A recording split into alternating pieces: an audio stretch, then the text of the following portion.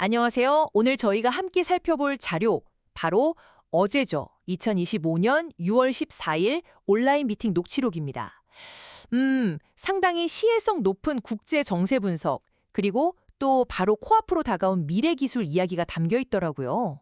네, 맞습니다. 특히 이스라엘하고 이란 간의 군사적 긴장 고조 상황, 이게 또 세계 경제에 미칠 파급 효과가 크잖아요.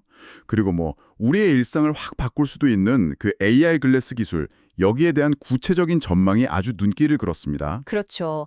이 복잡한 정보들 속에서 저희가 가장 핵심적인 통찰, 그리고 흥미로운 지점들을 딱 뽑아서 당신께 명확하게 전달해 드리는 거, 이게 오늘 저희의 목표입니다. 자, 그럼 바로 시작해 볼까요? 먼저 이스라엘의 이란 공습, 여기에 대한 이란의 보복 움직임 때문에 국제 유가랑 환율이 막 들썩이고 있잖아요. 이 녹취록에서 이란의 공격 방식 분석이 상당히 흥미롭던데요. 네, 그렇습니다. 이게 단순히 미사일을 그냥 쏜 게 아니고요. 먼저 값싼 드론을 대량으로 투입했다는 거죠. 그래서 이스라엘 방공망에 비싼 요격 미사일을 일단 소진시킨 다음에 그 후에 순항 미사일이나 탄도 미사일로 공격을 시도했다, 이런 분석이 나옵니다. 와, 그러니까 먼저 미끼를 던진 거네요. 그렇죠. 과거에 헤즈볼라가 사용했던 방식하고도 좀 유사한데 방어 시스템의 약점, 한계를 파고드는 거죠.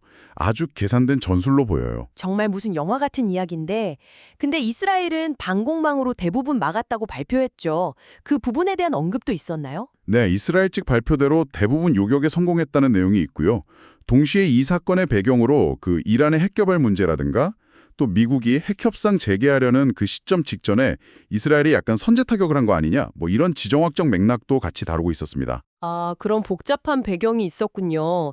이 사태 때문에 또다시 호르무즈 해협의 중요성이 확 부각되는 것 같아요. 네, 맞아요. 전 세계 원유 해상 수송량의 거의 5분의 1, LNG는 3분의 1 정도가 거기를 통과하니까요. 여기가 만약에 막힌다, 그러면 유가 급등은 피할 수가 없는 거죠. 그렇죠. 그래서 이런 지정학적 불안정성이 또 역설적으로 북극 항로 개척의 필요성을 좀 뒷받침한다, 이런 시각도 있더라고요. 한국 경제에 미칠 영향도 분석했죠. 단기적으로는 유가 상승이 부담인데, 근데 좀 의외의 분석도 있었어요. 네, 국내 정유나 화학업계의 이야기인데요. 사실 그동안 중동 산유국들이 자체 정제 능력을 막 늘리면서 우리 기업들이 좀 어려웠거든요. 근데 이번 사태로 오히려 정제 마진이 개선될 수도 있다, 이런 반사이익 가능성이 있다는 분석이 제시됐고요. 그리고 삼성중공업 같은 쇠빙 LNG선 건조 기업에 대한 기대감도 아주 희미하게나마 언급은 됐습니다. 그렇군요. 하지만 이게 세계대전으로 번질 가능성은 낮다고 봤죠. 네, 이 녹취록의 핵심 진단 중 하나가 바로 그겁니다. 당장 세계대전급으로 확대될 가능성은 낮다. 아마 지역 분쟁에 머물 가능성이 크지만 그럼에도 불구하고 유가, 환율, 증시 같은 경제적 파급 효과는 상당할 거다. 네, 이 점을 강조하고 있어요. 알겠습니다. 그럼 다음 주제로 넘어가 보죠. 이건 정말 흥미로운데 AI 글래스요. 메타, 구글, 삼성이 다 뛰어들었고 선글라스 브랜드랑 협력해서 1년 안에 출시 목표로 개발 중이라는 소식. 네, 이게 단순히 그냥 새로운 웨어러블 기기 이 정도가 아닌 것 같아요. 우리가 정보를 소비하고 상호작용하는 방식 자체를 바꿀 잠재력이 있다고 봐야죠. 지금 VR 헤드셋은 이렇게 완전히 시야를 가리잖아요. 근데 이건 그냥 안경처럼 앞을 보면서 그 위에 증강현실 정보가 눈앞에 딱 겹쳐 보이는 방식이죠. 와, 그게 가능해지면 녹취록에서 언급된 것처럼 물리적인 디스플레이가 별로 필요 없어질 수도 있겠네요. 예를 들어 TV나 모니터 같은 거요. AI 글래스만 쓰면 작은 방에서도 막 100인치 화면을 보는 경험이 가능해진다니까요. 맞습니다. 또 자동차의 HUD 기능 있잖아요. 헤드업 디스플레이. 네, 차량 전면 유리에 속도나 길 안내 같은 거 띄워주는 거. 이것도 이제 구형 차량에서도 AI 글래스만 쓰면 다 구현이 되는 거죠.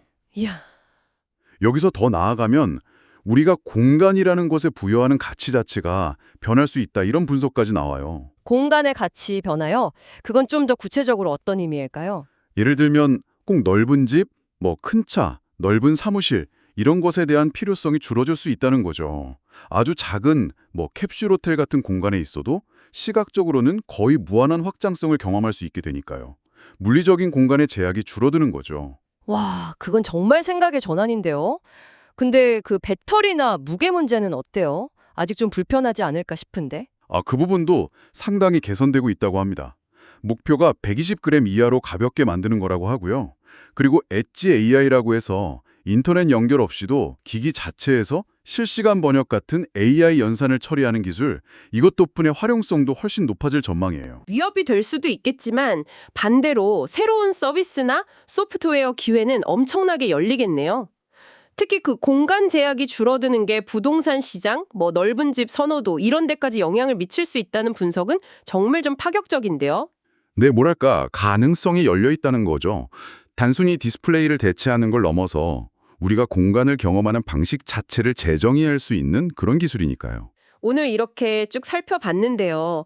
참 아이러니한 것 같아요.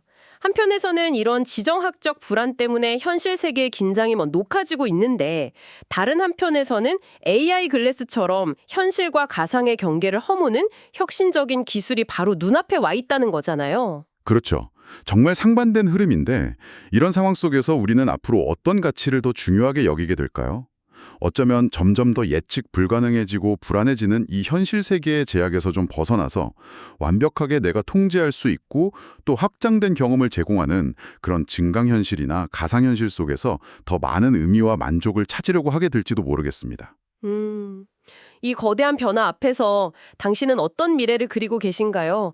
현실과 가상, 그 사이에서 우리는 앞으로 어떤 선택을 하면서 살아가게 될지 한 번쯤 깊이 생각해 볼 만한 질문을 던져주는 그런 녹취록이었습니다.